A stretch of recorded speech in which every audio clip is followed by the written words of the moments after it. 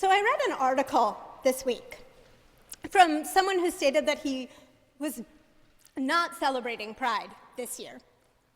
And he went on to explain that the continuous onslaught of bad news, of beloveds leaving the country because they don't feel safe, and the enormous number of anti-LGBTQ bills in state legislatures, he isn't feeling celebratory. And he doesn't want to do the work of finding celebration right now. He simply wants the space and the time to feel sad. And that is an entirely reasonable response to all that is going on in our country and the world, and especially the ways that queer and trans, especially trans women, are more vulnerable and more targeted today than any of us have been for a very long time. I had a similar response a couple of months back, and I, too, just needed the time to sit with feeling bad.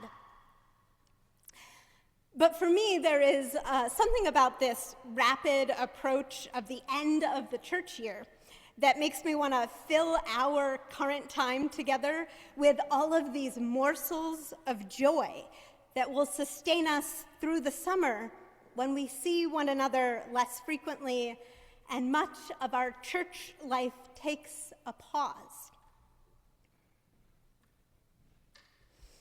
And so I started thinking about this service as one of joy and one that names resilience and resistance.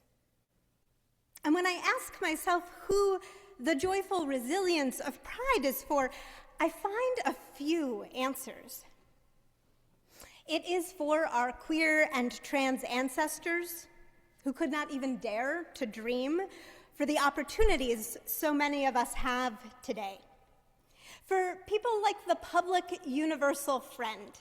Have you ever heard of this person?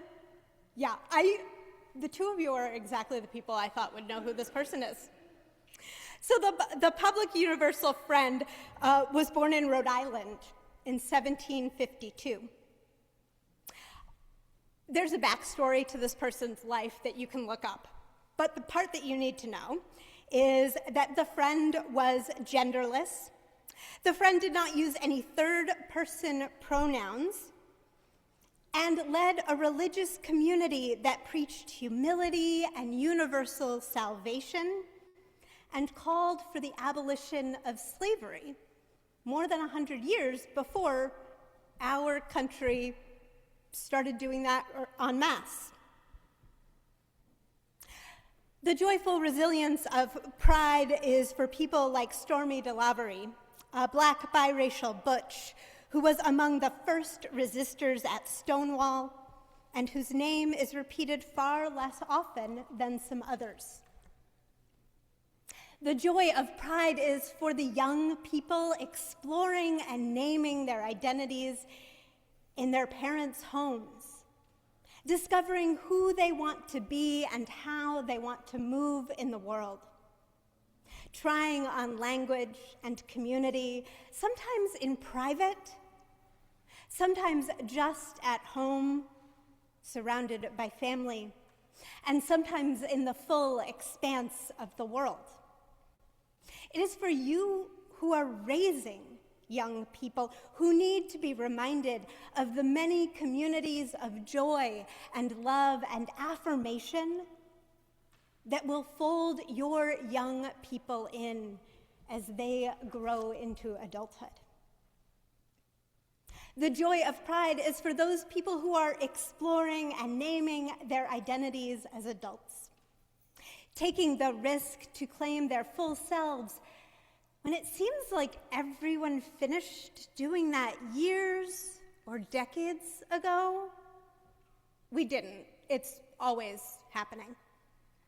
Stepping away from the parts of life that no longer fit and into possibility and the unknown, sometimes by changing relationships, jobs, homes, outward appearance.